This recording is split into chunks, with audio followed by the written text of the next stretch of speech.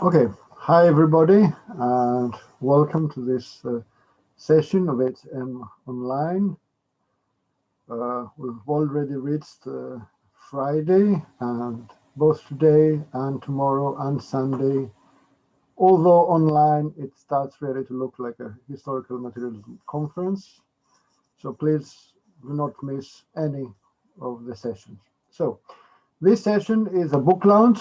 Is a book launch of a book by Per Illner, Disasters and Social Reproduction, Crisis Response Between the State and Community. We've got the author here. He will do the opening presentation, and then Emma Teitelman and Aaron Beranan will comment on the book, and then Per will answer the commentary, and then we will open the floor to discussions. As you see, this discussion is streamed on a live YouTube channel. So if you want to ask a question, just write your question in the commentary section of at the YouTube, and these questions are going to be relayed to the presenters to answer them. So please do ask the questions, all your questions, as much as possible of them will be answered in the Q&A session. And before giving the floor to Per to present his book, just a reminder again, in case you didn't see the opening video with that we please urge you, apart from attending these sessions, to subscribe to the journal. There is a special discount offer for historical materialism. This will earn you 1,000 pages of interesting and exciting Marxist theory every year. If you're affiliated to an institution, get your institution to buy for its library the volumes of the Brill Historical Materialism book series. All the titles in the Historical Materialism book series are also appear 1 year later, 12 months later, at Haymarket on a very affordable price. And please, although attendance to this virtual HM Online conference is free, do think about donating even small sums.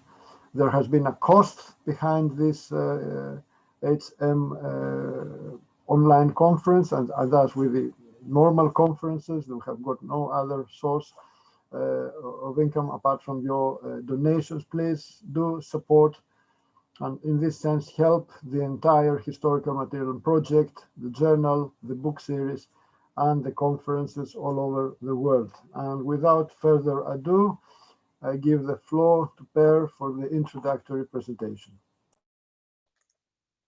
Yeah, thanks a lot, Panagiotis, for these kind words, for the kind introduction. Welcome everyone to the book launch of Disastrous and Social Reproduction, Crisis Response Between the State and Community. And in a way, this is something of a pre-book launch, perhaps, because the book is actually only released next week on November 20th in Pluto Press's Social Reproduction Theory book series. And it will actually be released together with Aaron Jaffe's book, Social Reproduction Theory and the Socialist Horizon. And so while it may be a bad time for social reproduction, it's certainly a good time for social reproduction theory, starting particularly next week. And you can get all of the social reproduction theory books at a discounted rate of 50% off on the Pluto website. And I believe there's a link in the YouTube description as well. So first of all, I want to thank in particular my respondents for being here with me today, Aaron Beninav and Emma Teitelman. Emma in particular because of the early time over on your end in Philadelphia. So I'm really happy and flattered that you accepted to be respondents today, to read my work and engage with it. And in the following 10 minutes or so, I'd like to briefly run you through the main themes of the book, explain a little bit about the context, how I came to write it, and then give you an overview of the chapters of the timeline that I'm kind of drawing in this book. So the book was born during 3 years spent at a disaster research center in Denmark, where I worked interdisciplinarily with people from the social sciences, the humanities, and legal studies. And my starting point, really the point that kind of kicked this book off, was the observation that in the US, so it's a book that focuses on the US, radical mutual aid had gained significant importance in the fight against natural and man-made disasters in the last years. So just to give you an example of this, during the 2012 superstorm Sandy, for example, Occupy Wall Street's relief effort, which is called Occupy Sandy, constituted the largest relief organization on the ground, far surpassing those of the Federal Emergency Management Agency, FEMA, and the Red Cross. Similarly, and I'm sure people will remember this as well, in response to the 2017 Hurricane Harvey, Black Lives Matter activists mobilized a large self-organized relief initiative called the American Black Cross that remains operative today, is mainly based in Texas. And crucially, and this was the starting point for the project, I noticed that whenever ordinary people get together to assist each other in response to disaster, everyone from politicians across the board to the media to academics, academic research, habitually applauds these efforts in a celebration of what is often referred to as the power of community to overcome the hardships produced by natural and man-made hazards. And often we see a kind of counterintuitive endorsement of radical mutual aid efforts, even by conservative politicians, which puzzled me even further. But also disaster research is not exempt from this. So in mainstream disaster research, this is perhaps most clearly manifested in the valorization of what is called resilience, what is referred to as resilience, meaning the capacities of a community to bounce back and build back stronger after incurring damage. But also in critical circles, I believe that this attitude is pretty widespread. It's perhaps best exemplified by a book, in a book by Rebecca Solnit called A Paradise Built in Hell, where the warmth of community cohesion is presented as resisting the destructions wrought by capitalist disasters. And in the book, I argue that there are at least 3 blind spots in this, what we could call the standard account of disaster and disaster relief. The first blind spot concerns the very definition of what a disaster is. In the standard account, a disaster is framed as a sudden disruption to an established rule, after which the goal is to return to normality as soon as possible. In disaster studies, this is then explained through the term vulnerability, where a preceding qualifier always expresses what a particular community is vulnerable to, right? So as an example, health vulnerability, technological vulnerability, or infrastructural vulnerability can all be said to have hastened or caused a community's exposure to a disaster. Instead, in the book, I suggest an expanded notion of vulnerability that results from the reproduction of class society under capitalism. So will be, of course, no news to this audience, in which some groups, we can think of the working class or racialized people, suffer a persistent disadvantage in everyday life rather than merely in cases of spectacular disaster. So I'm operating here with a notion of vulnerability that is endemic rather than circumstantial, right? It's part and parcel of the very mode of production and reproduction that capitalism operates on. So the standard notion of vulnerability then, and this is really where the book starts, misses the systemic nature in which our mode of production and reproduction makes populations vulnerable, not only in momentary disasters, but in everyday life.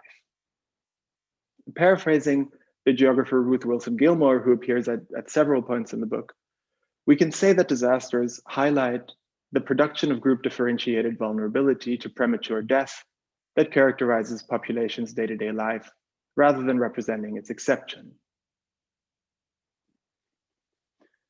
So the second blind spot concerns not the definition of disaster, but disaster relief. And it consists, to my mind, in that the standard account of disaster relief tends to frame community-run disaster aid, so mutual aid, as driven primarily by affective motives, just solidarity or charity, without framing it as work or labor. Thirdly, and this also, the third blind spot also concerns disaster relief, it neglects how, since at least the 1970s, the US government has actually rolled back its emergency aid programs, in fact, relying increasingly on these community efforts to fill the ensuing gaps in its service provision. So I think this really has severely limited the efforts of community organizations to create solidarity, when solidarity, this very same solidarity, is in fact expected and mandated by the austerity state simply to continue business as usual. So people in the UK will also be familiar with this when you think of David Cameron's notion of the big society, right? Where austerity cuts to social services were justified and driven by a kind of community service agenda where ordinary people were supposed to jump in where the state withdrew or retreated. And so, in order to critique the standard account, I developed a social reproduction approach to disaster that understands disaster relief specifically as a form of reproductive labor. And this reproductive labor has historically been carried out by the state through salaried civil servants, such as the first responders or other paid aid workers. This is really the realm of the Federal Emergency Management Agency, FEMA, in the US. It can, of course, and we know this, also be carried out by the private sector through insurances, bank loans, construction companies, all busy in the work of reconstruction post-disaster. Finally, and this is what I'm most interested in the book, it can be carried out by the people themselves as an unwaged activity, assisting each other with shelter, food provision, and medical supplies.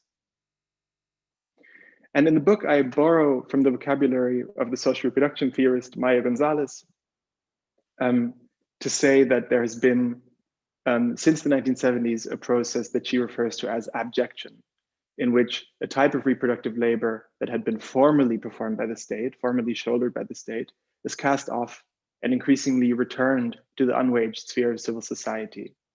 And what happens there is peculiar because when this happens, when the unwaged labor of disaster relief is again shouldered by civil society, is that it loses its visibility as labor, and it only remains visible as mutual aid or a kind of solidarity motivated activity.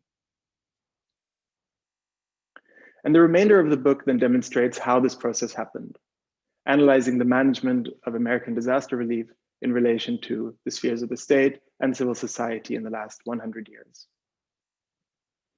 And two crisis points are particularly important here. The book starts in the 1930s under the New Deal, where disaster relief first became a federal responsibility as part of a series of programs rolled out to ease the effects of the Great Depression. And crucially here, New Dealer policymakers didn't differentiate here between the hardship incurred through economic causes or natural causes.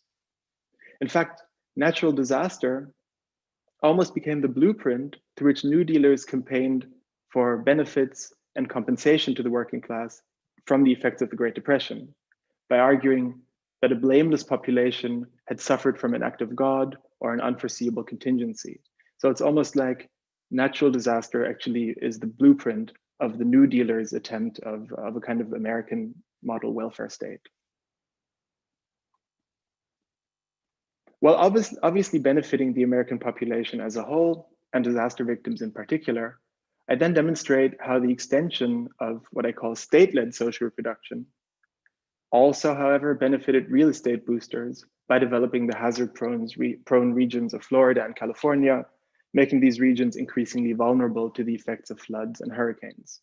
So of course, and I think this is important to keep in mind when talking about state-led welfare, state-led social reproduction, that more often than not, it actually has a kind of keen eye on business, right? So by helping to develop these regions in Florida and California, the federal state, in a way, in an indirect way, kind of subsidized the continued production of disaster vulnerability in these regions. And this extension of state-led social reproduction continues more or less then through the post-war period into the 1960s until the 1970s, where under the shock of an economic crisis and a seminal decline in American productivity, the US begins to roll back state-led social production, including disaster relief, to limit federal expenses. So on the one side, in the 30s, we have the New Deal. On the other side, in the 70s, we have austerity. But how did political organizing respond to these changes? And this is where the 1970s are important for me for another reason, because it is here that I locate the template for self-organized disaster relief in the survival programs of the Black Panther Party for self-defense that contemporary mutual aid initiatives, in fact, often hark back to. So this is a kind of constant reference point in community-run emergency aid efforts even today. And in my narrative, the Black Panther programs form something of a hinge at the tail end of the extension of state-led social production, tipping over into the advent of austerity. The Panthers rallied successfully against the biases and exclusions of state-led welfare, seeking to provide community services to neighborhoods in need. And often this was so successful that they in fact managed to force the state to further expand its welfare services in a classical thing that I think we see repeated often in history, where militant action actually breeds reform. It might not always breed revolution, it in fact rarely breeds revolution, but it's often a powerful tool to actually force concessions from the state. But so at the same time as the Panthers successfully did this, their actions, of course, presage the responsibility that befalls civil society in times of austerity. When the state began rolling back its emergency relief, communities, in fact, increasingly had no other choice but to shoulder the reproductive burden themselves. This is kind of the dilemma of self-organization in times of austerity. And the remaining case studies in the book then look at how this dynamic unfolded since the 1970s, addressing the 1995 Chicago heatwave, in which community organizers were increasingly incentivized to work with the government to diffuse their radical potential. And I also address the aforementioned 2012 Superstorm Sandy, in which Homeland Security, at the time, still very conservative domestic protection and disaster relief organization, actually went as far as directly endorsing the anarchist-inspired relief effort by Occupy Wall Street, because it absolved the state from stepping in and providing disaster relief to the people. The book then ends topically with some reflections on COVID-19, and it also includes, kind of strewn in between the case studies, some theoretical chapters on terms discussed in disaster research, such as vulnerability and resilience, and a longer methodological chapter on social reproduction theory. And I'm happy, of course, to talk about these chapters as well, if there are any questions. So that's it for now. This is just a kind of brief introduction to the book, to the central themes, to the central concerns. And yeah, I'm happy that you are all here and that we can launch this book together. Okay, thanks a lot. I forgot to, during the introduction, to say that Per Illner is a sociologist and political theorist. He's currently a research fellow at the Center for Normative Orders at Goethe University, Frankfurt, and a lecturer at the Architectural Association School of Architecture in London. And his interests include catastrophes and crises, political economy, disaster capitalism, and 20th century urbanism, art, and architecture. And disaster and social reproduction is his first really interesting monograph. So now for the first comment on the book, I give the floor to Emma Teitelman. Emma is the Mellon Postdoctoral Research Fellow in American History at the University of Cambridge, and she specializes in 19th century US history with particular interests in labor, capitalism, and the state, and she splits her time between Cambridge, UK, and Philadelphia. She's in Philadelphia now, and we really thank her for a really early wake-up call for this meeting. Okay, you have the floor, Emma. Thank you. It's not that early. It's okay. So first off, thank you so much to Pierre for writing this book. Congratulations, and thank you for inviting me to take part in this discussion, and to everyone at HM as well for putting together the conference this year and every year. In my comments, I want to take a bit of time and just say what I appreciate about this book and why I think it's so welcome at this particular moment. And then towards the end, I'll point to some questions that I have for you, Pierre. The first point I want to highlight, which this book makes very powerfully, is that no disaster is natural. And of course, we know that climate change and climate catastrophes are produced by humans and above all by capitalism. And of course, Marxism teaches us that no crisis or rupture is exogenous to the system. Rather, crises are baked into and produced by capitalism.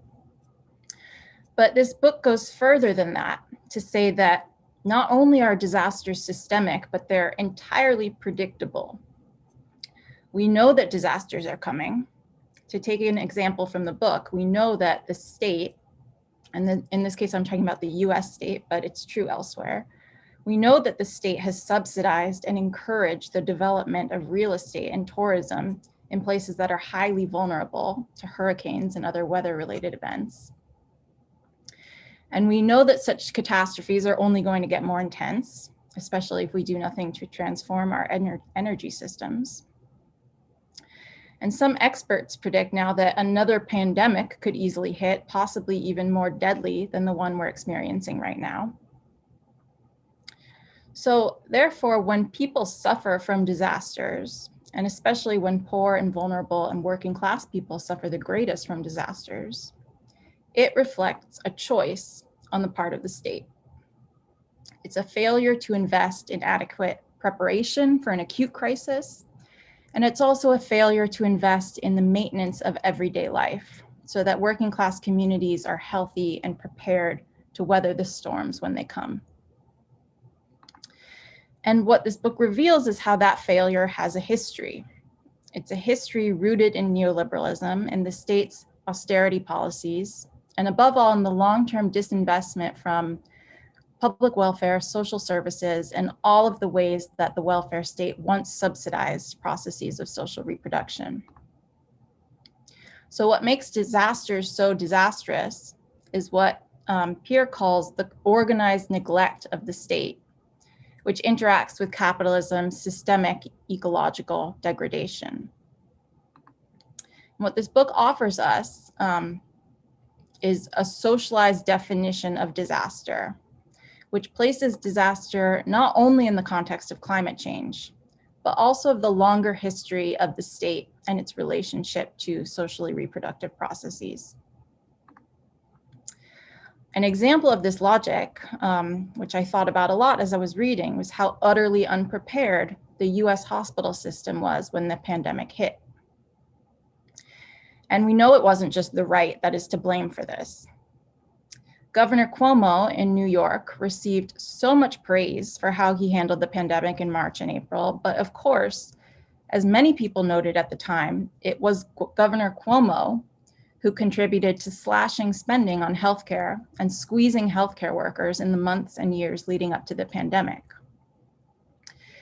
And Cuomo is an easy example, but there are many more people like him. At the beginning of the pandemic, Gabe Winant wrote in N+1 that there were 30 hospital bankruptcies in 2019 alone. So we've seen the effects of this disinvestment very clearly. And this shows that it's the prior neglect of the state, the crisis of care, that has made the current pandemic far more deadly and disastrous than it might otherwise have been. So to tie so-called natural disasters to state neglect and austerity is really useful. Above all, it allocates responsibility for crises that on the face of it seem exogenous, like a sudden, unpredictable rupture.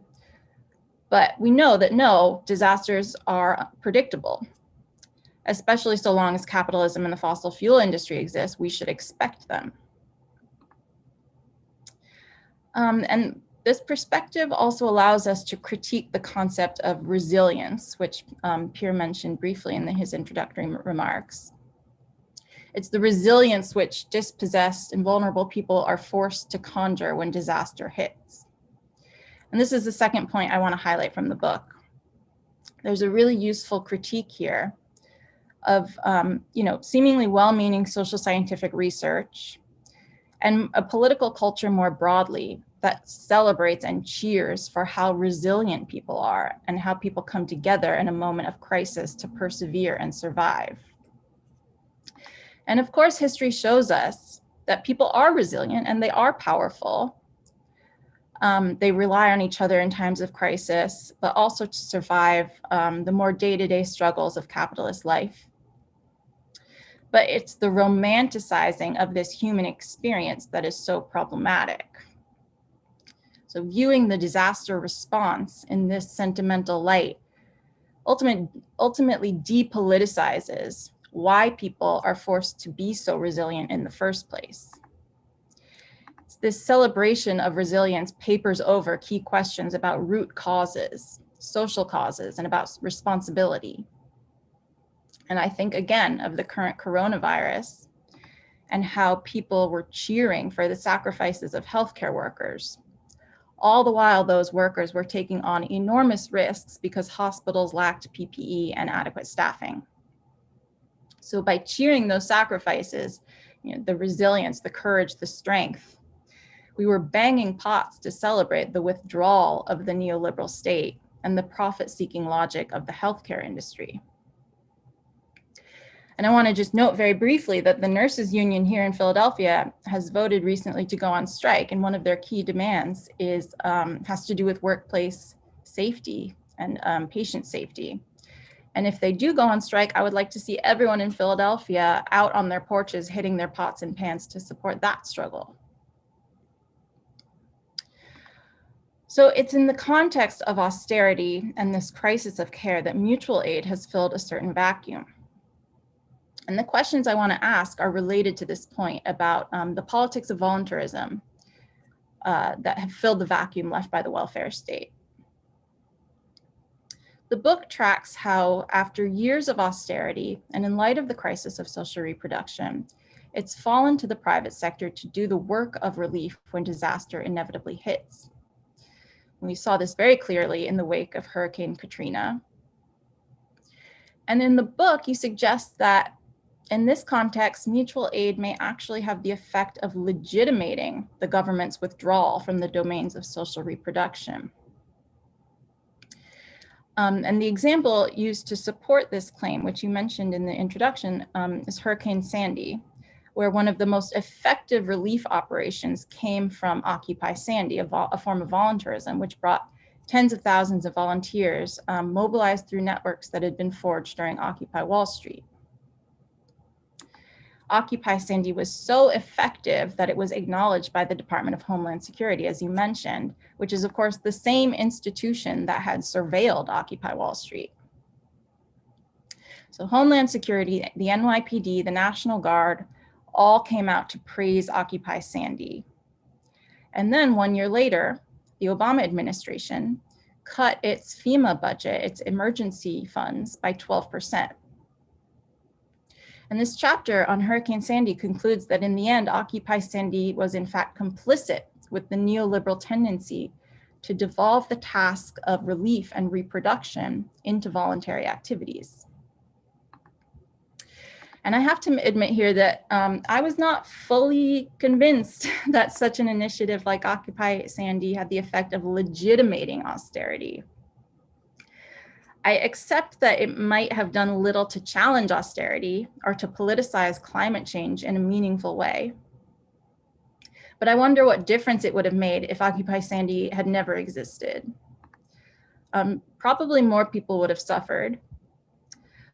But wouldn't Obama have cut FEMA's budget anyways?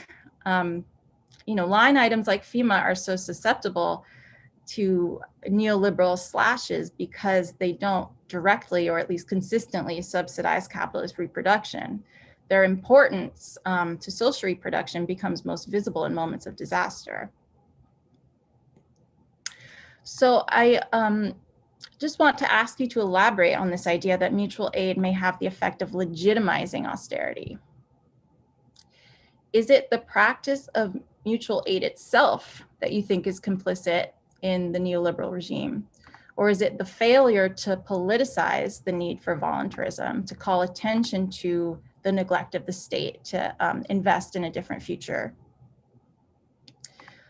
And to put that question in the terms of the example of Occupy Sandy, was it the fact that Occupy Sandy existed at all that made it complicit, or was it their failure to successfully politicize their own role in the crisis and to make greater demands on the state? And in this case, I also wondered, was this mutual aid or was it just aid? What made it mutual? At the end of the book, you conclude that, and I'm quoting you here, disaster solidarity might be found negatively in the adverse experience of being abandoned by the state and by capital, rather than in the romanticized experience of working together to overcome adversity. But in order to develop that kind of solidarity, disaster solidarity, there needs to be some kind of shared struggle, a collective activity. And I wonder if voluntary relief is not such an activity capable of forging that kind of disaster solidarity. In other words, do you see potential in mutual aid practices to build power? And in moments of disaster or crisis, where do you see the line between mutual aid that may constitute parts of a class struggle and mutual aid as a practice that's complicit with a regime of austerity? I have other questions, but I'm going to leave it there, and maybe I can raise them in the discussion. But let me thank you again, Pierre, for writing this book and sharing it with us. Yeah, thanks a lot, Emma. Now we'll have the comments by Aaron Benanen. Aaron is an economic historian and social theorist, and currently he has a postdoctoral researcher position at Humboldt University of Berlin, being there the academic coordinator for the research unit reallocation, which is a 7-year project funded by the German Research Foundation. He's also an editorial board member for the journal International Labor and Working Class History. His research interests include 19th and 20th century global economic history, economic development, labor market dynamics, unemployment, and inequality. And his first book, Automation and the Future of Work, is forthcoming from Verso Books, or is it already out? I think it is. I think I saw it as already out, so congrats. And since he follows Sebastian Badge's advice of get back to work, he is working on a second book project on global history of unemployment. Anyway, you have the floor, Aaron. Great, thank you so much. So I think this is a really great book, and I encourage everyone to get a copy when it comes out. I think my comments will dovetail nicely with Emma's because we chose different parts of the book to focus on. I guess I would just stress something that Per said initially in his comments, which is that the book itself is a response to something that, you know, on its face we all feel is really important, and that was illustrated maybe most straightforwardly by Rebecca Solnit's book about disasters, which is that there's something, you know, there's a kind of idea, especially in the United States, that when disasters strike of any kind, all hell breaks loose, that it's going to reveal the kind of Hobbesian nature of human beings, that people are going to take advantage of each other, steal from each other, harm each other in order to get ahead. And, you know, what we find instead is that in response to disasters, communities come together, they really look out for one another, they engage in mutual aid and mutual support, and that somehow this is something that we kind of we just intuitively support. This seems really good. And what this book does is it looks at that, like it tries to ask why and under what conditions do we think that's a really good idea, and what is being lost in our kind of uncritical support for mutual aid and self-organization. in the context of disasters. And I think that the main way that the book really pushes on our kind of intuitive support for self-organized disaster response is to tell a story about the difference between that kind of self-organized response across two different eras. So one era that the book talks about, which I won't focus on as much here, is really the period from the 30s to the 60s. And for those of you who love Florida, the book has a really great chapter on the history of Florida, and on Key West specifically, and its kind of situation in New Deal, disaster management. So that's a really interesting part of the book. So it goes from the 30s to the 60s, and kind of looks at this hinge point, as he called it in his presentation, in the kind of late 60s and early 70s, when the so-called golden age of capitalism gives way to the long downturn, the unending crisis, secular stagnation, and so on. And what the book tries to do is it looks at the way that self-organized activity played a really different role. It had a different role in that earlier period as compared to in the later one. And so where the book really focuses to kind of bring this out, it doesn't really talk as much about self-organized activity in the 30s, although it could have, I guess, in some way. There were self-organized movements of line workers, and especially of the unemployed, maybe in the 30s. But the book focuses on a moment in the 60s, the late 60s, with the Black Panthers, and looks at their kind of programs of self-provision and self-organization. And I think what the book focuses on when it talks about the Panthers is that this form of mutual aid, the survival programs, when Huey Newton encourages the Panthers to move away from armed self-defense and its kind of spectacular forms towards really providing for the Black communities that are underserved, in which the Black Panthers are organizing.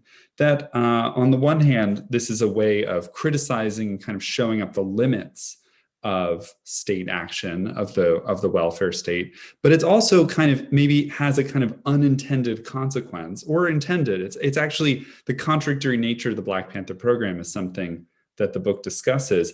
It ends up encouraging the expansion of the welfare state. So self-organized activity at the limits of the welfare state also sort of show up and force an expansion to welfare state provision. So that kind of self-organized activity ends up taking on a very different form once the crisis 73 and onwards really gets going, when instead of a world of growing welfare state provision, we have a world of kind of endless welfare state retrenchment. And as the welfare state is kind of being eaten up by austerity measures, self-organization comes to take on a different role. And it ends up, as Per says, in some ways supporting or even legitimating forms of austerity and state retreat. Now, I think, the book discusses some of the finer points of that, I think, in some detail. In many ways, a lot of self-organized activity becomes sort of quasi or even pseudo self-organized when it's taken over by NGOs, right? There are all kinds of organizations that step in and kind of speak to and seek to encourage community organization, but really also seek to mediate that community organization through NGO work. And that really does, I think, have the effect that he described of kind of not just filling in for, but supporting state austerity measures. I think Emma's right to emphasize in her comments the ways that, when that self-organization isn't mediated by NGOs, there's a question about what its role is. But in any case, the effect of the kind of the history that the book tells is to really emphasize that when we uncritically support and celebrate self-organized disaster relief, in some ways the state has already adapted to and loves when we talk about that. Because from the perspective of the state, whatever the perspective of the people struggling or the people supporting emancipatory politics, the state is sort of saying, yes, this is a good thing. Let them handle it. Let them do it more cheaply. And it ends up being a kind of support for a world of growing inequalities of wealth and power. And I want to say something a little bit more about that in a moment. Something I really like about the book, which the initial presentation also emphasized, is the way that the book it deploys, I might say, Maya Gonzalez's and Jean Natton's work in endnotes in a really interesting and dynamic way. So in this article called The Logic of Gender, which is available for free online, easy to find on the endnotes website, Maya and Jean, they emphasize the ways that distinctions between public and private, household versus economy, production and reproduction, all of those different distinctions which people try to use to think through the problem of the so-called, in one of those frameworks anyway, the reproductive household sphere. Those theorizations kind of there's something lacking about them. They don't all fit together very neatly, and they end up having contradictory implications. And so they invent a somewhat more cumbersome framework in terms of its vocabulary, but it's designed that way for a reason. They talk about a distinction between so-called directly market-mediated activity, by which they mean work for wages within the sphere that is run by profit-seeking companies, and then the indirectly market-mediated sphere, which includes not just household production, but also state activity, where states are using welfare states. They're paying people wages to do reproductive work, but that work is not itself part of a value-producing, profitable enterprise. And so what the logic of gender theorizes is the way that in this era, since the 1970s, there's been state retrenchment, and states have sort of withdrawn from the waged provision of IMM type activities. And what that's meant is that households have had to take this on. And what in a process that the article calls abjection.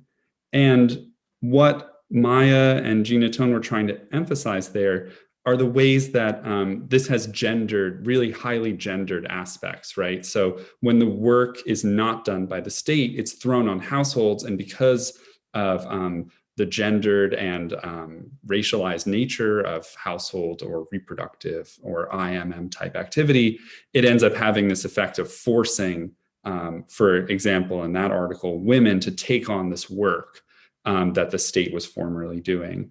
And so what this book does is it takes that idea of abjection and it really brings it to the world of disaster relief, which is an amazing framework to think about this because it's so clear that it's happening there. All of the chapters are really great. And again, I really encourage everyone to read the book. The chapter on Occupy Sandy really brings home this point. And I think that, as the other speakers mentioned, it's such a surprising thing to learn that the Department of Homeland Security that's prosecuting Occupy Wall Street in Manhattan is at the very same time writing reports praising Occupy Sandy and saying this is exactly the kind of thing that we want to see. And I kind of wondered I wondered if in your research, Per, you might bring out for us, because I think that the logic of gender sort of sees that as a very gendered process, right? That the process of abjection is a process of kind of re-imposition in a way of gendered roles. And I wondered how that came out in the research you were doing, and maybe would be something to speak about. But obviously, then coming from the disaster studies framework and thinking more broadly about the effects or the consequences or the results of this book, it has a much broader significance beyond disaster studies, which was really great for me because I don't actually work on this disaster studies topic. And so, I was learning really a lot about that in reading it, but I think it has much wider significance. I think that when we think about the history of the emancipatory projects, socialism, anarchism, communism, whatever you want to call it, since the 1960s and 70s at least, I mean, there's an earlier version, many earlier versions of this as well, sort of democratic visions of socialism, socialism from below, et cetera, all these tendencies emphasized a need for self-activity. Proletarian self-activity was a key idea for them to kind of restarting or remaking the socialist or communist or anarchist project. And what they really emphasized when they emphasized self-activity is everything that cannot be accomplished within bureaucratic or technocratic collectivist forms. And these kind of socialism from below or councilist or et cetera kind of thinkers really emphasized this with regard to whether they were talking about kind of Keynesian or bureaucratic, social democratic welfare programs, like talking about the limits of public housing, the limits of public education, the limits of public programs that are organized technocratically or bureaucratically rather than with local knowledges and input. And the same ideas were applied, excuse me, to state socialism around the idea of worker self-management. So you have from the 60s onward this really quite wonderful emphasis on the need to kind of devolve power and decision-making to the people themselves, not to allow the state to make decisions in the name of the people, because there's something missing from that process. It's not proletarian self-activity. And I think that what a lot of people who emphasize that can sometimes miss, which this book really emphasizes, and it actually reminded me a lot of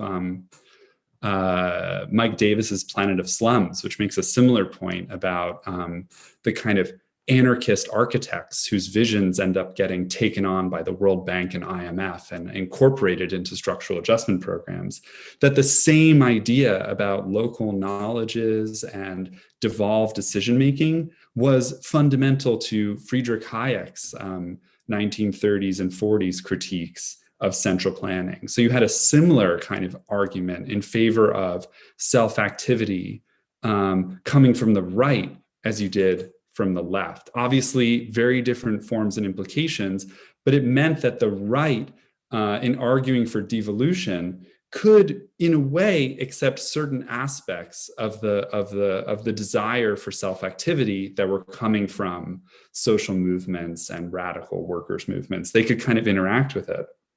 And this is something I'll come to in a moment, but clearly the difference here is that for the right, when we devolve to self-activity, it has to be mediated by the market, right? It's market organized activity or, civic associations in public life. But in any case, the main mode of allocating resources for Hayek, for the IMF, for, the Department of Homeland Security is ultimately going to be market orientation, market allocation. So the question is, seeing the ways that the right has also really emphasized self-activity, what does it mean for us or for those involved in self-organized struggles? How are they to kind of orient themselves to avoid in some way capture or symbiosis with these right-wing austerity neoliberal projects? It seems to me that part of the answer the book provides is about the need to be combative. So the book talks about this with respect to some of the contradictions or tensions within the Black Panthers program, as well as within Hurricane Sandy. It seems like one of the issues with regard to both the Black Panthers and Hurricane, the Occupy Sandy support, and I wanted to ask more about this, is that in the end, they were tempted by the state's offer of resources and grants. So they actually kind of in some ways interacted with and integrated with state programs, or in the case of the Panthers, the accepting of resources from the rich. There's a really interesting discussion of the Black Panthers' relationship to the Black bourgeoisie, the Black elite, in that chapter. Where are they getting their resources for these survival programs, insofar as they are convinced to get those resources from wealthy donations or state grants? They end up kind of integrating themselves into the space of state retrenchment and retreat.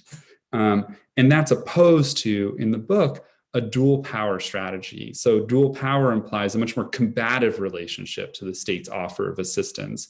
Maybe they take it, maybe they don't, but somehow whatever they're doing, they're maintaining a kind of combative position. They're expanding a space in which mutual aid and self-organization is not, in some sense, the IMF neoliberal, FEMA version of, market mediated, but it has some other form. One of the claims the book makes, and I'm like searching for this, I'm trying to figure out, oh, wow, what is the form that these organizations need to take? What is the mode by which they coordinate themselves that allows them to avoid somehow being captured or integrated into the retrenched welfare state? What is that?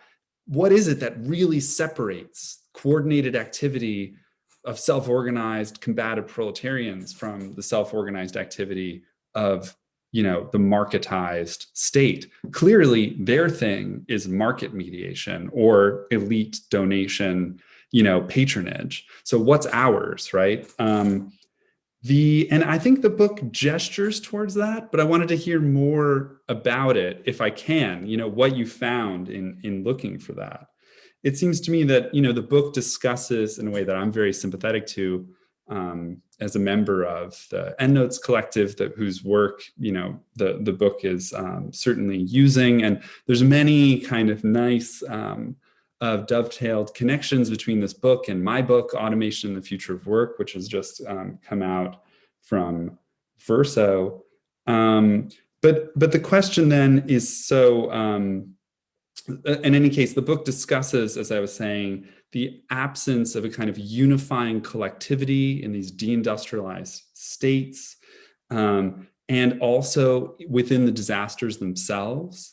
The book discusses somehow there seems to be something really negative about potential emancipatory possibilities in this era without a kind of unifying labor movement collectivity.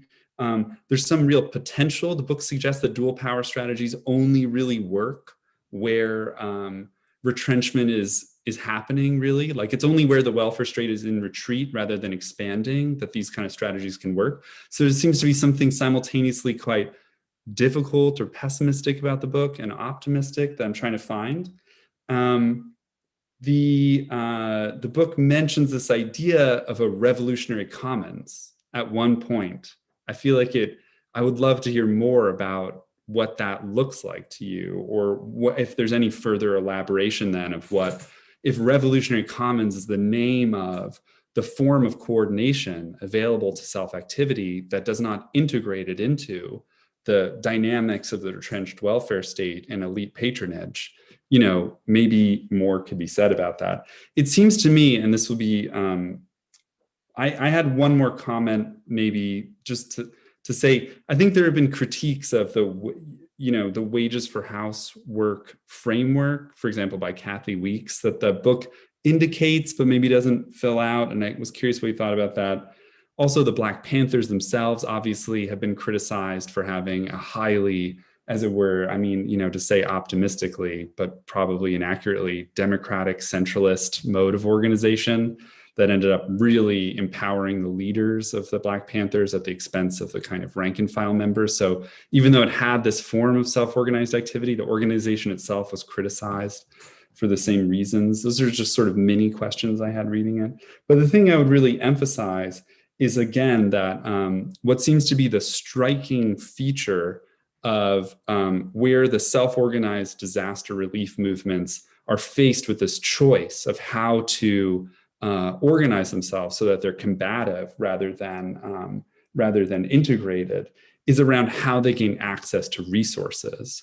So we know that a lot of proletarian self-organization, people just don't really have very many resources. They take care of one another with whatever they can find. And that often means that they have very few resources relative to the immense resource capacity of the state, of Walmart, of the elite more generally.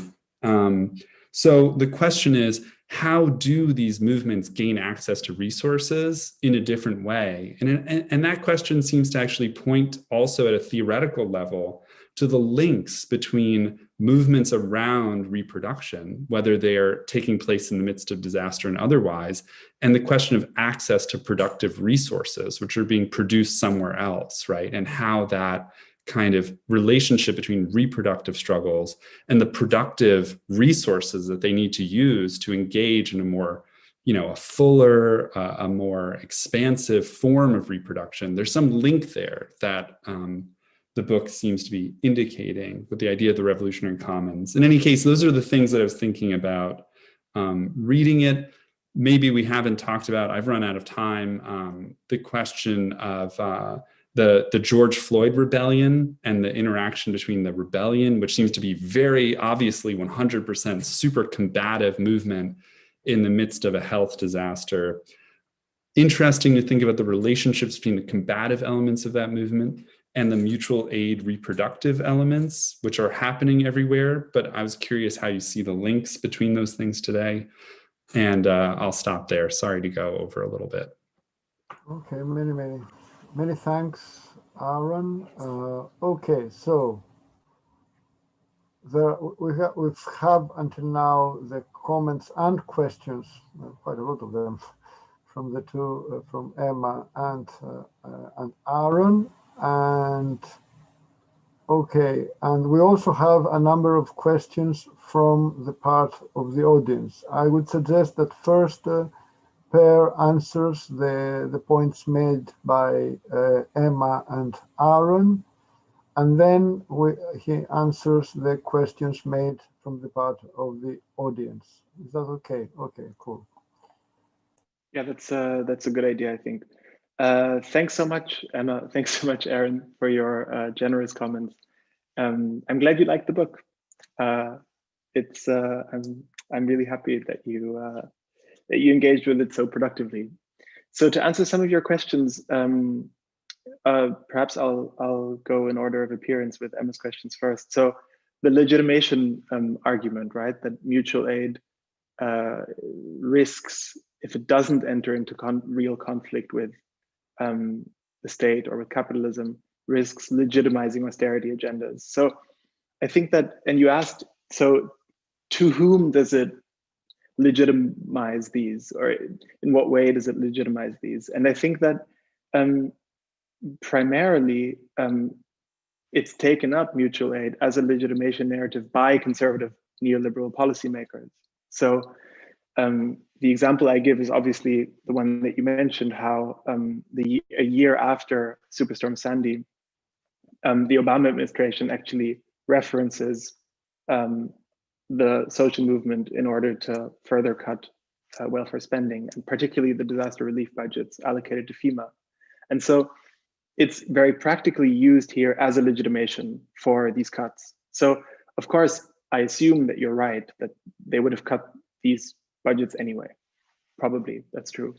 But I think nevertheless, the fact that mutual aid almost kind of systematically starts to appear from the 80s onwards in conservative agendas of policy reform, really kind of encouraging the form of I forget how exactly Aaron called it, but the kind of self-actualization of kind of bottom-up proletarian self-actualized activity.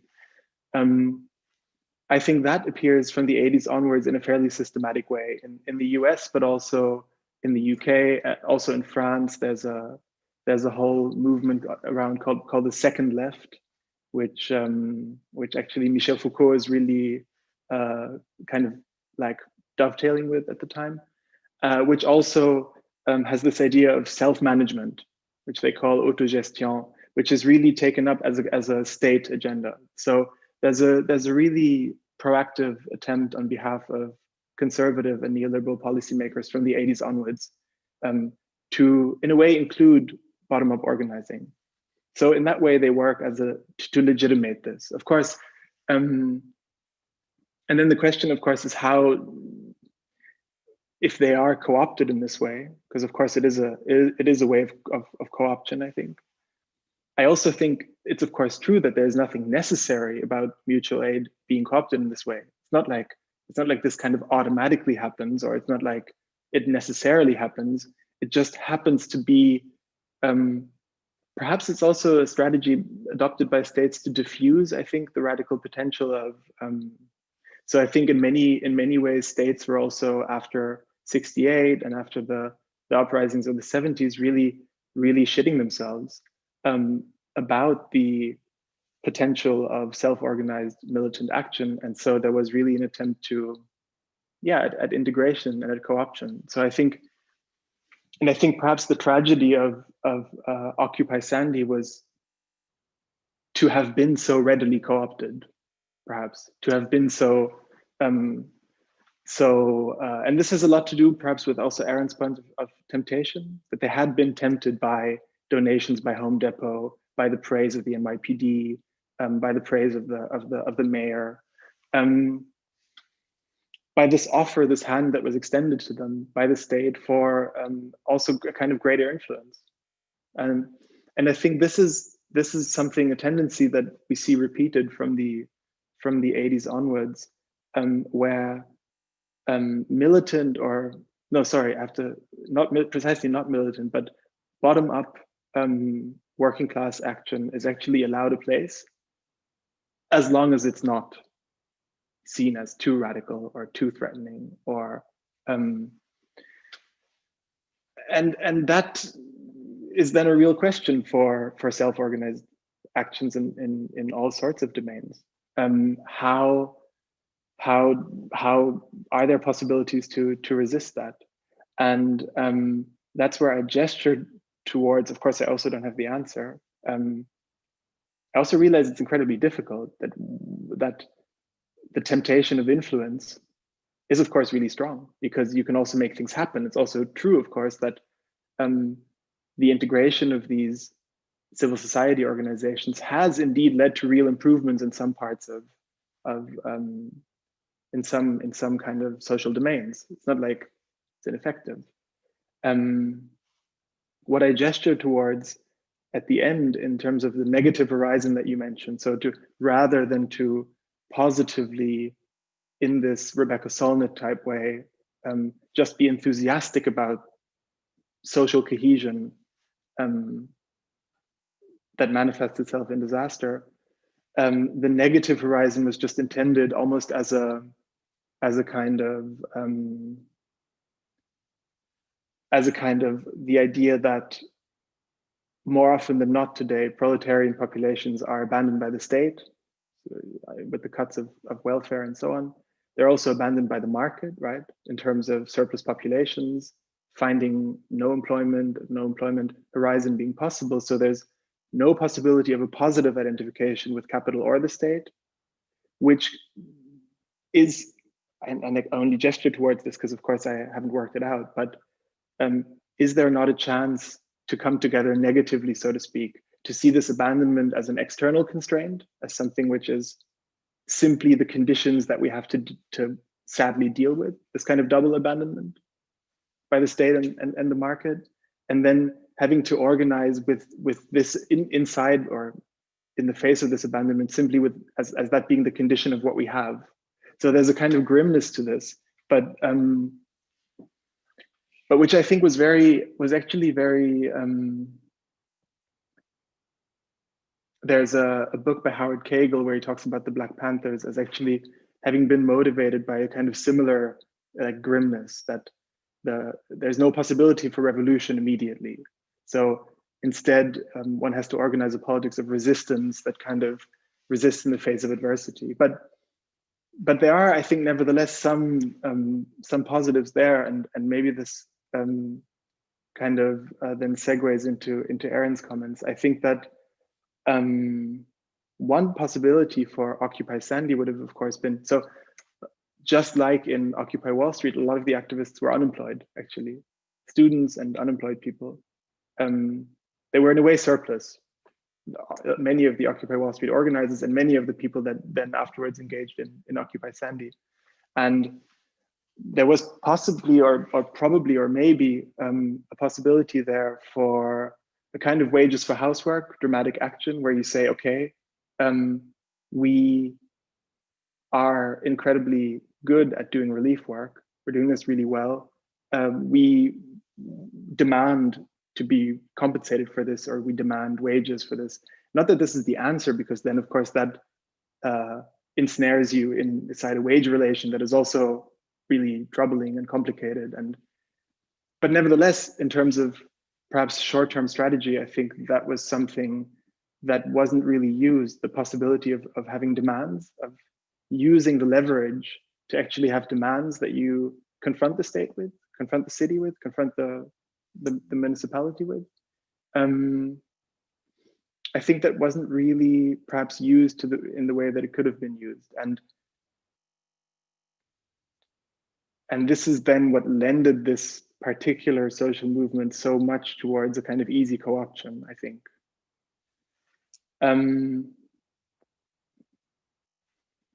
So about then moving on to kind of Aaron's questions. Yeah, I mean, how can social movements avoid this? Obviously, that's a really key question. I think what's interesting about your mention of revolutionary commons is that actually in the book I'm quite critical of this notion of revolutionary commons, because it seems to me to be actually fairly in line with the Rebecca Solnit kind of like self-creation of an autonomous zone that simply kind of runs on itself, that doesn't have any, that doesn't necessarily, well, it kind of relies on an idea of autonomy that I think is simply not to be had, or, and then I gesture towards this, you mentioned this with the George Floyd protests, what I find fruitful there, and in a way, this was obviously written this summer, so during just after the first wave of COVID-19, as a postscript to the book. I felt like I had to write something about COVID-19. The book was actually done, but I felt like I had to write something about COVID-19 because, well, it's the disaster that we're all living with right now. And what I found really productive about the health emergency coinciding with widespread mobilization around police brutality in the US, around the killing of George Floyd and others, is that these movements seem to be operating exactly with this expanded notion of vulnerability that I'm talking about.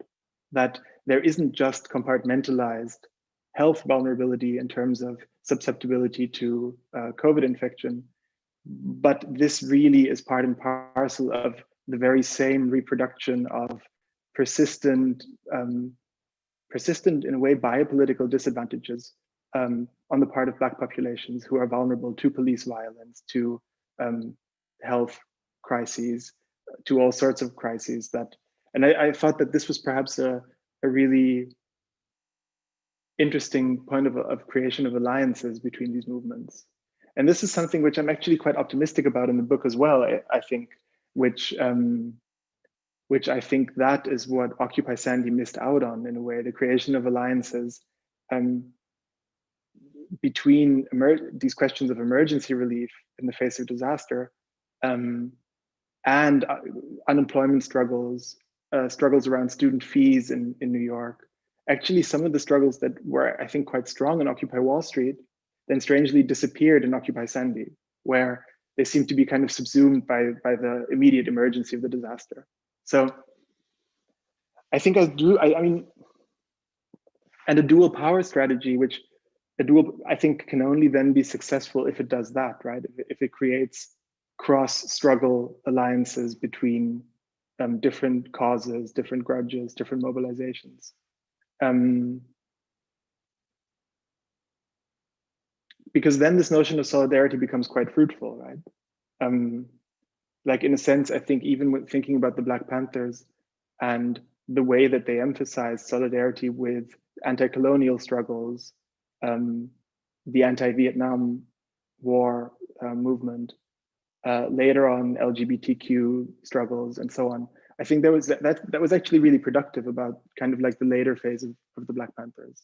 And so these cross-party struggles, I would say, I really still think that they would be the building blocks for an expanded notion of solidarity that realizes the persistent and kind of like unwavering neglect of the state that populations are exposed to, alongside the immediate suffering from degradation of the environment that leads to natural disaster. I think those would be the building blocks to kind of create dual power, I think. The question, I think it's a complicated one about whether that's more likely in a phase of welfare state retrenchment or expansion is a difficult question, I think. I just noticed reading dual power strategies that they all seem to be written in when faced with a kind of vacuum, like a state vacuum, where it's probably then easy to be fairly optimistic about dual power strategies when faced with a kind of like, let's say, weak state, or a state that's in retreat, or a state that's not fully formed. Like many of the examples in this dual power compendium that is out with Verso, which has essays by Jameson, Alberto Toscano, and so on. A lot of the examples used are of civil society organizations faced with an incredibly kind of like threadbare state. And I think that is obviously not the situation today. So even though we have austerity, the state is anything but threadbare, sadly. And there's obviously the whole kind of question of the military to reckon with, the whole question of kind of the police and security. So, yeah.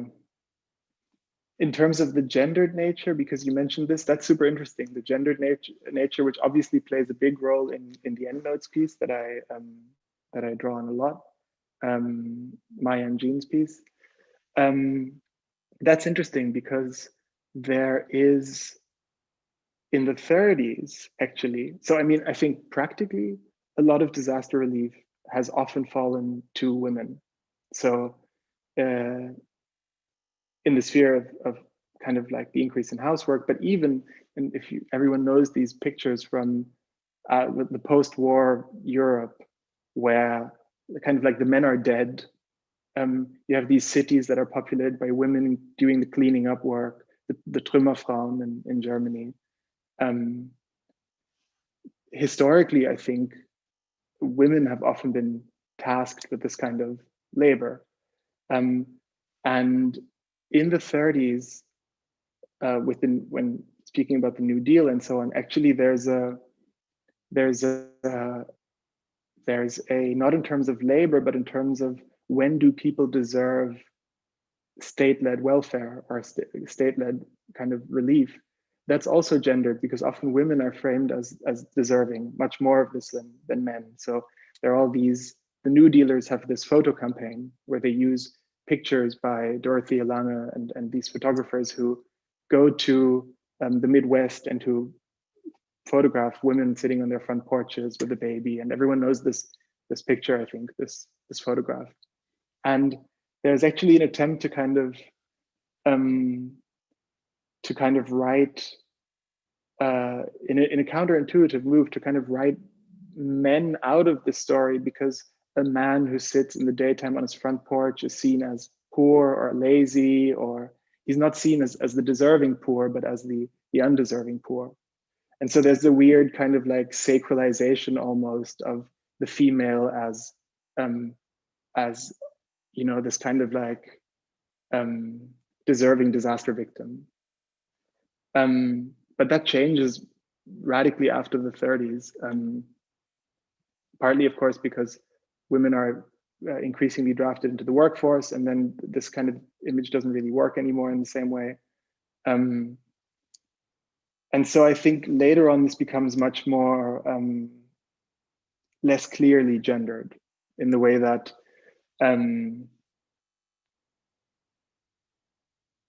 or at least not as clearly gendered as in the example that Maya and Jean give around childcare and kindergartens and so on, where there's a really kind of like, they mentioned the Polish movement against the closure of the kindergartens, and I think that's really obviously very like more gendered, more immediately gendered than disaster relief. However, I mean, obviously we know that with COVID, obviously there's actually like a really strong return of the gender nature of this, right? Where particularly with the closure of educational facilities, there seems to be a sad and really widespread way in which the added domestic labor falls back onto women. when the state retreats because the state closes schools and educational institutions. So I think there's a real return to this. I'm not sure with more, let's say, locally specific disasters like hurricanes and floods. I'm not sure if this has a similarly, let's say, schematic gendered structure. I think that's all I have to say for now. I think that we can talk more about this, or we take questions from the floor. Okay, fair. I think that since we have a significant number of questions from the floor, it's really worth to take them. Some of them are also addressed to the entire panel, not just Per. Of course, most of them are addressed mainly to Per, but if both Emma and Aaron want afterwards to, step in and also offer their take, they can answer them. There was a first question by Steve, which wasn't very clear. It was how can we share and receive support for ideas that people reject solely based on jargon and trigger words? If Steve, you think you can repost it in a more clear way, this would be good. I'm just mentioning so that you don't think that we did not refer to your question. Now, there was a question by Jane Salis, and I read it. Surely disaster denies the ongoing exploitation, or comment mainly, the ongoing exploitation of working class communities.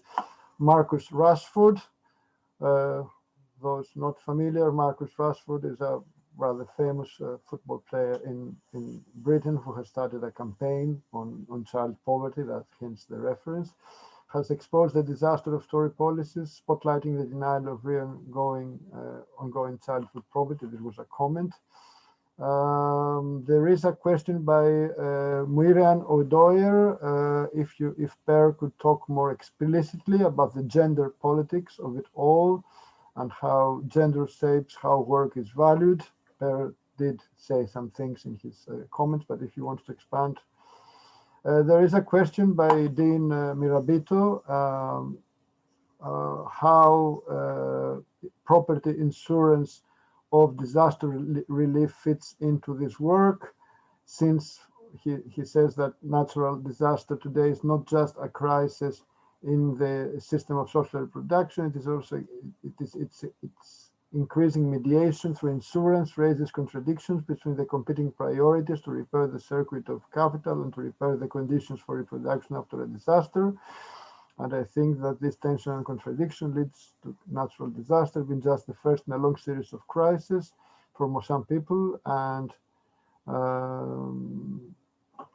says that this is from reporting from Sunday. Many people didn't receive enough to rebuild their homes, so they are trapped paying a mortgage on a non-existent house while renting another home to live in.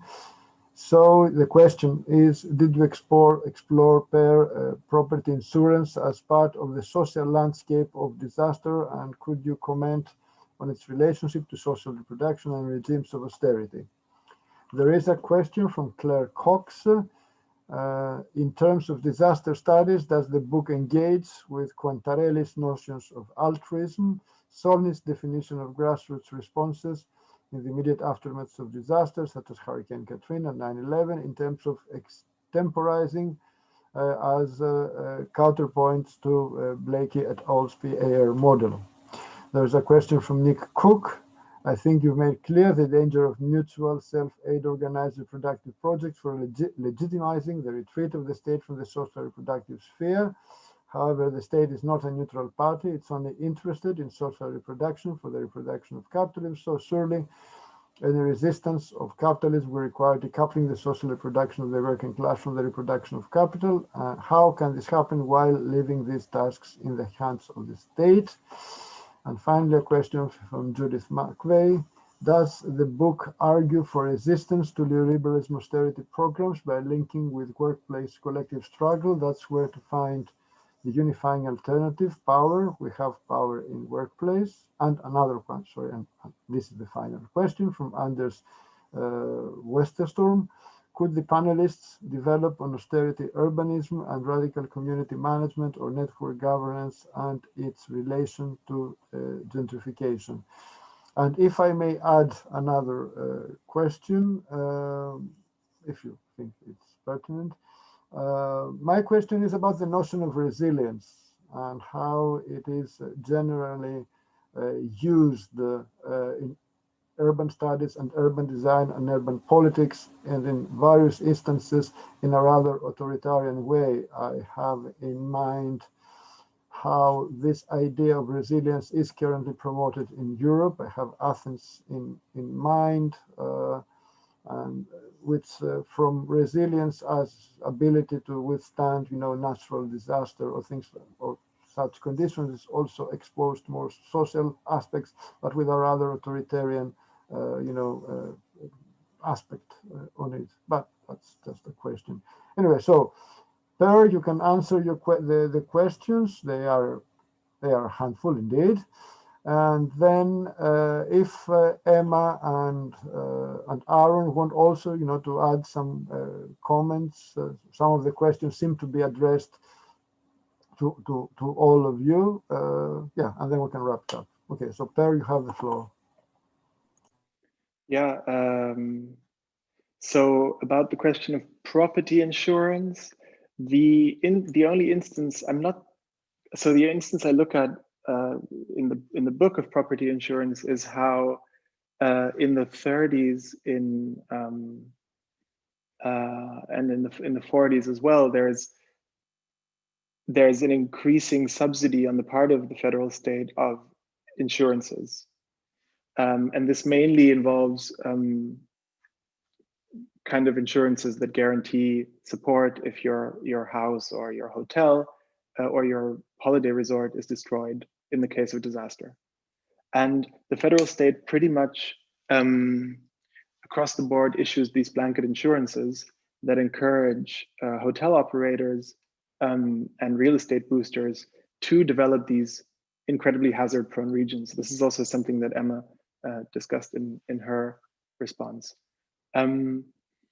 And the point that I highlight there is that rather than naively seeing state welfare as benign or as let's say on the side of the people, the point to highlight here is that much of state expenses in this time go into subsidizing development projects, infrastructure development, tourism infrastructures in areas where it stands to reason whether they should be developed at all in terms of human settlements built there, because they're in regions that are so exposed to natural hazards that it's perhaps not a good idea to have a large hotel complex on the beach. So the point I make about insurance in the book is that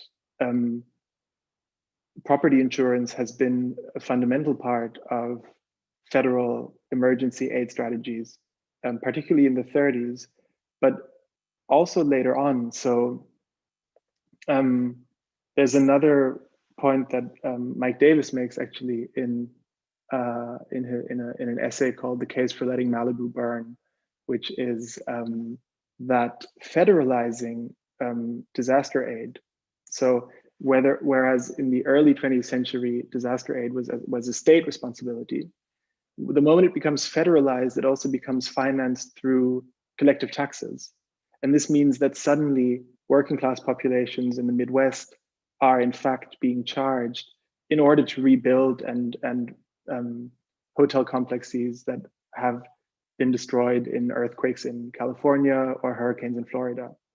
So property insurance is a fundamental way in which, let's say, disaster management works in the early 20th century. And I think it still does work in that way to an extent. The mechanisms have become more fine-grained, less of a kind of blanket insurance policy, but nevertheless, the same mechanisms are still in place. So that even kind of, there's the possibility there of criticizing the fact that which we, I think, also intuitively think about as progressive, that disaster relief budgets are financed through collective taxes. If we look at where a lot of this money goes, this notion that this is a progressive policy becomes more perhaps dubious. Resilience is really interesting because it's obviously it's a kind of catchphrase today in all sorts of policies in the European Union, but also worldwide. And this partly takes, so resilience, this idea that comes originally from ecology and designates the capacity of a kind of complex system to withstand strain and bounce back from incurring damage. And this is today applied in all sorts of areas. So business studies, where the resilience of a business to withstand, for instance, COVID-19 caused closure, or so this finds application in business jargon, but also in urbanism, crucially, where the Rockefeller Foundation has launched the 100 Resilient Cities initiative, where cities can compete to become the most resilient city. And it's a really harrowing competition, because often the prizes will go to kind of actual war zones that prove that there's almost like a kind of encouragement to actually persist in a perpetual crisis situation, because you can demonstrate resilience to that particular adversity, which will give you credit points in competitions such as these. So I'm not sure if your experience with Athens would fit into this, but I could imagine that post-economic crisis Athens or Greece would be probably incentivized in a number of ways by the European Union to engage in similar kind of similar competitions, or competitions for credit, either symbolic credit in terms of participation in political forums, or actual monetary compensation in competitions such as the one of the Rockefeller Center, where, to me, that really normalizes the state of exception. It creates incentives to normalize the state of exception. Disaster studies. Does my book engage with Quarantelli's notion of altruism? Solnit I discussed, I think. Enrico Quarantelli is a pioneer of disaster studies. The book engages with his notion of disaster, certainly. He's done a lot he's in fact one of the people that I blame for having come up with what I call the standard definition of disaster, in terms of this really kind of circumstantial idea that populations are vulnerable because of intrinsic weaknesses, and when that intersects with environmental disaster, a catastrophe results or whatever.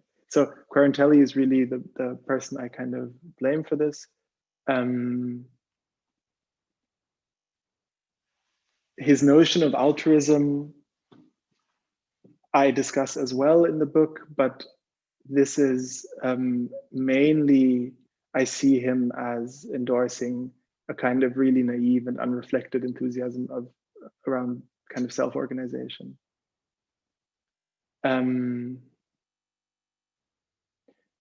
Does anyone else want to take over while I go through the questions? Because I have them in the chat here so I can see them. But maybe if someone else wants to jump in.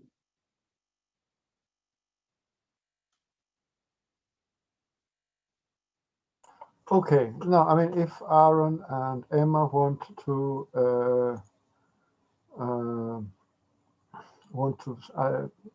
comment or answer on the questions, because some of them were addressed to the entire panel, yes, you can. And yes, actually, Athens was connected in 2017 to the Rockefeller project. So yeah, I'll probably send you the links if you're gathering such data. And there are at least one researcher I know that does research on that from a radical perspective. So that's so it's interesting. Anyway, there's another question that I just saw here on the chat, which is about the workplace, and I think that's a really interesting question. does the book argue for resistance to neoliberal austerity programs by linking with workplace collective struggle? That's where to find the unifying alternative power. The person asks, we have power in the workplace. That's a complicated question because in many ways I see these struggles around, let's say, social reproduction or domains that are classically actually not workplace struggles as a result of weakening workplace power to mobilize in the workplace. So it's also partly, and I mentioned this with Superstorm Sandy and Occupy Wall Street, many of whose members were actually unemployed or students with very bleak employment outlook. So I would say the particularity of much self-organized social reproduction initiatives is actually a departure from workplace struggles. And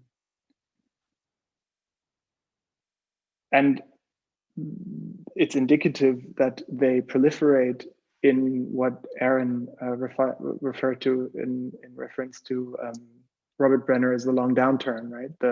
Where actually we have a real kind of seminal economic slump where workplace militancy ceases to be, I would say, on the forefront of political organizing. So a lot of these mutual aid initiatives depart from workplace struggles. And I would say I'm not sure in what way. So, I mean, probably or certainly there could be a lot gained in linking with workplace struggles. So for instance, the American Black Cross, which is the Black Lives Matter relief organization that I mentioned, operates through, one thing that they operate through is Amazon wish lists.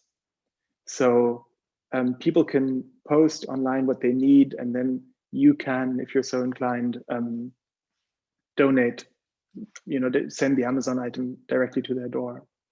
And I find this weird or dubious because it completely neglects ongoing workplace struggles within Amazon itself. And so there would probably be a possibility to link to workplace struggles. So that's an interesting question, in what way these movements can link back to the workplace.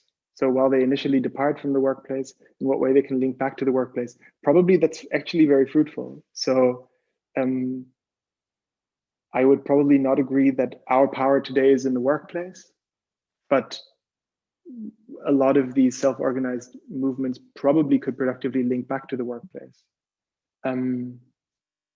The Amazon wishlist thing is, of course, another really brilliant example of what Aaron called this temptation of the temptation, right, of co-option, that probably Amazon gives you these items at a discount. So it can also, I don't know, it's complicated. I was really surprised that they work with Amazon of all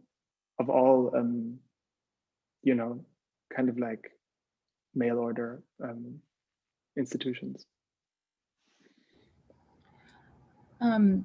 This made me think of another question I had, which was about the labor of relief, the labor of social reproduction, and whether you think it's materially, the content of that work has changed over time.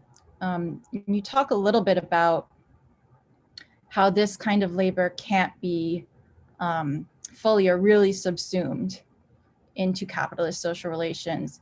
But I was thinking a lot about how technologies have transformed and maybe diminished possibilities for solidarity, like GoFundMe.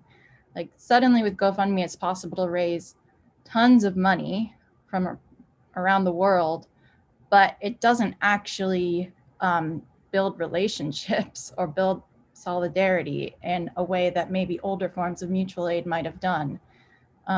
So I wonder if you can talk a little bit about how you think the actual materiality or the content of this form of work has changed.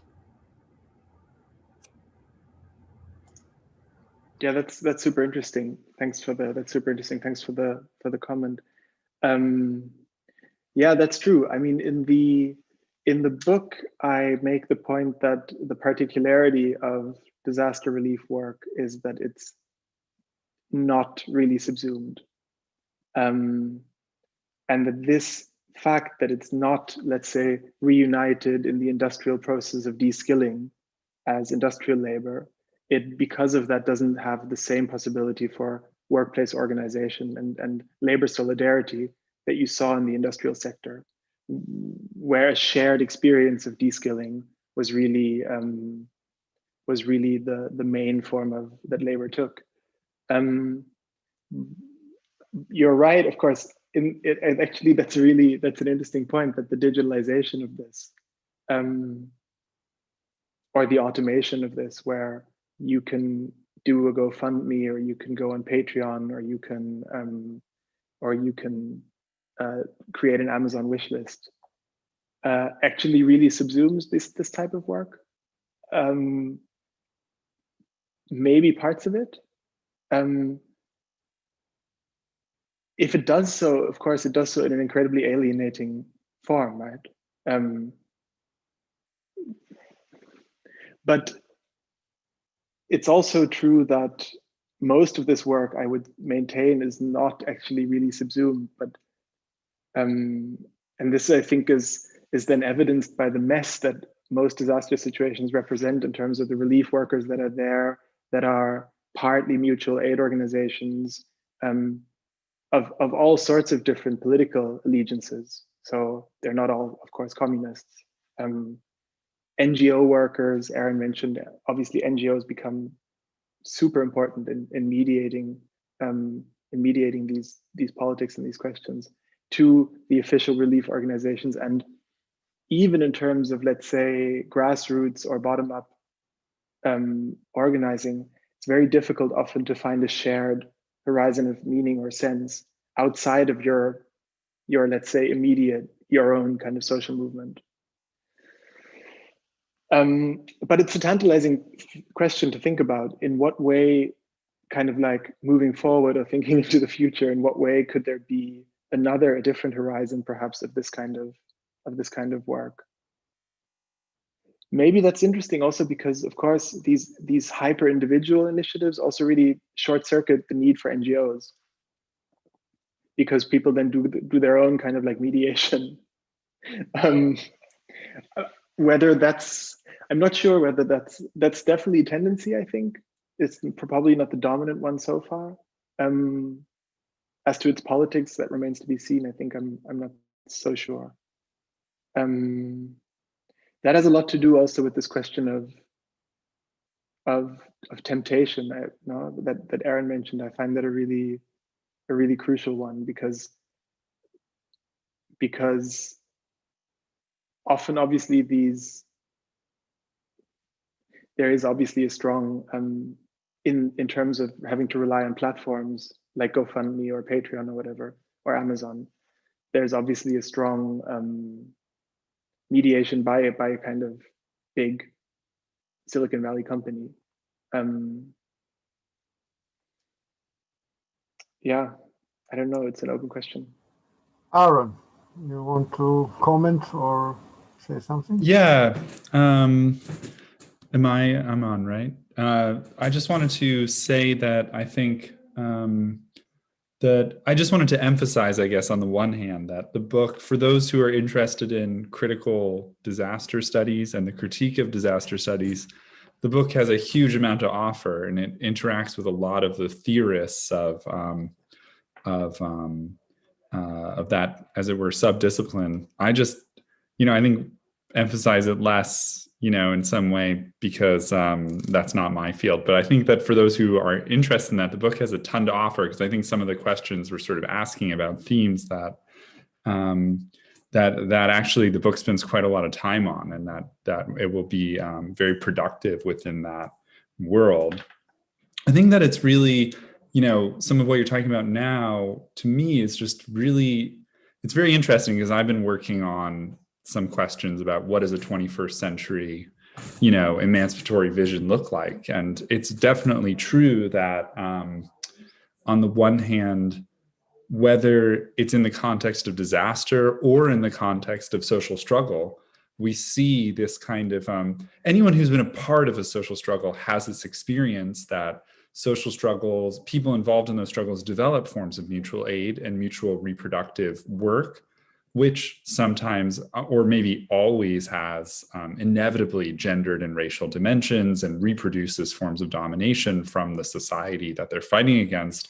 But on the other hand, also at the same time presents these really emancipatory possibilities of like horizontal relationships with people, free giving, like people just doing things for one another out of a kind of out of solidarity, and that principle of solidarity being something that people don't experience in a lot of their lives, especially these days. And those experiences can be, as I'm sure we've all ourselves experienced, just personally transformative to have that kind of experience. And a lot of people get very depressed when struggles end, when they return to their normal lives, because they feel like they lose that kind of solidaristic experience that was driving and nourishing them. And it also leaves behind, obviously, many, there's a lot of problems that kind of only come out afterward, because the solidarity can sort of allow people to work through issues with one another that then feel much more salient once that experience has come to an end. And experiences of solidarity also produce like people oriented towards trying to find a way to recreate that in their experience afterward, right? Like people who come out of struggles often look for organizations or new experiences where they can like reintegrate themselves into forms of solidaristic experience. And I think your book just really, it really deals with the both potentials and limits of that in such a fascinating way. And some of the comments you just made me think of like, I think any form, when you look at Argentina, for example, the big social crisis there in the late 90s and then really in the early 2000s, you saw sometimes like workers taking over factories that had been abandoned and running them themselves. That seemed to have certain potentials to it, even though, as we know, like a lot of worker cooperatives end up, reimposing management dictates because they have to produce ultimately for the market. But the other thing that people sometimes think about was the unemployed workers, the piqueteros, who won sometimes greater unemployment benefits in a country that had very little access to unemployment benefits for many workers and formal sectors and so on. But they managed to retain those benefits as a collective payout. That is to say that they weren't. They were able to win that the unemployment benefits would be given to them as a block grant that they would then manage collectively. And of course, all the limits. I mean, I'm not saying that in itself is a revolutionary form, but I think I guess I'm trying to push you to think about how it is that these, whether they are disaster movements or whether they are social movements or disaster response or social movement, at the far end of this, if we think about something like a form of communal luxury must mean having access to incredible resources, right? To make really good healthcare, really good education. We need not just like the bombed out, salvaged refuge of a destroyed society to have communal luxury, right? We need like resources, and we have to manage them or mobilize them in a different way. And it seems like your work is like really hitting that. Like does that make sense? It's really touching on this question of how do not just, the state offers these recuperative ways of giving people access to resources. Hey, obey the law, respect the police, and you can apply for this grant from Home Depot, and then you won't be building houses out of stuff you salvage from the ocean. We'll give you like planks of, we'll give you all of this newly made stuff. And I wonder, it feels like a point not only for, on the one hand, practical questions of how do people force the state maybe to give them, how do they take over resources without giving up on their solidaristic principles? But also maybe it kind of points almost in a deeper, towards the deeper possibilities of 21st century socialism, communism, or what have you, right? Where people would actually have the resources. They wouldn't have to, to get them through the state or through. Anyway, I'm sort of encouraging, you've already been talking about it, but I'm encouraging maybe more thought about that, because I think that these are going to be really big questions as we face climate change, as we face, all the further austerity that is likely to come after, in the midst of or in the follow-up to COVID. It seems like we're going to have some broader vision of how to move from the disaster to something else. Okay. Yeah, for sure. And can I just add one thing? Yeah. Can I add one thing with regard to that? Yeah. No, that's for sure, and that's true. And I think that goes back to the point that you were making about being tempted, right? Like in a way, the carrots that are offered to us by the market or by the state, they kind of rot more and more. They look less and less good, and so perhaps there's a possibility there also of really not like settling for that, not only settling for that, but trying to really come up with a different notion that goes beyond the state, beyond the market, to develop communal luxury resources, and not just going for these. I don't know. You talked about planks that are like given to you by Home Depot, but no, it's for sure that's really true. Like often the carrots. Let's say like the military and the police, the sticks that the state offers are a lot more impressive than its carrots. If that makes sense. So it makes sense to be intimidated by like the guns, but do we really have to accept these? Is it really? Do we really have to be tempted by these carrots? Yes, is I guess a way of like reformulating your question. I just saw that there was another question, which is related actually to this. Panagiotis, I think you already read it out, but maybe it makes sense repeating it. Could the panelists develop on austerity, urbanism, and radical community management and its relation to gentrification?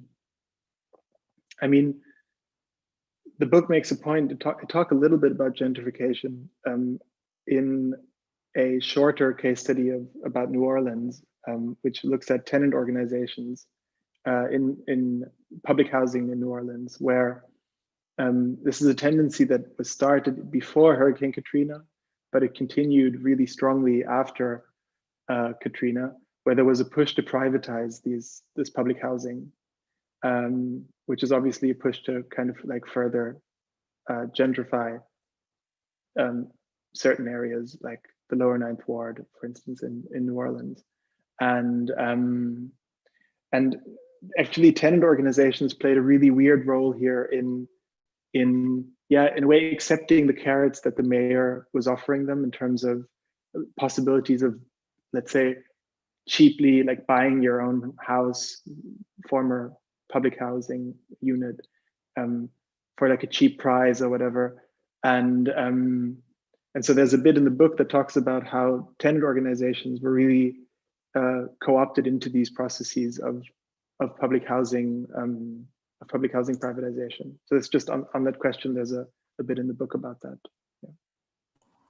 Okay, I think it is time to wrap up, because at 3 o'clock London time, that is in 40 minutes, we have another panel. As I said, today is like a normal conference, very small intervals, and people should get to the next session, which, by the way, is also on social reproduction, scope and limits, with Sue Ferguson, Jonathan Martineau and Hester Eisenstein. This is at 3 o'clock London time.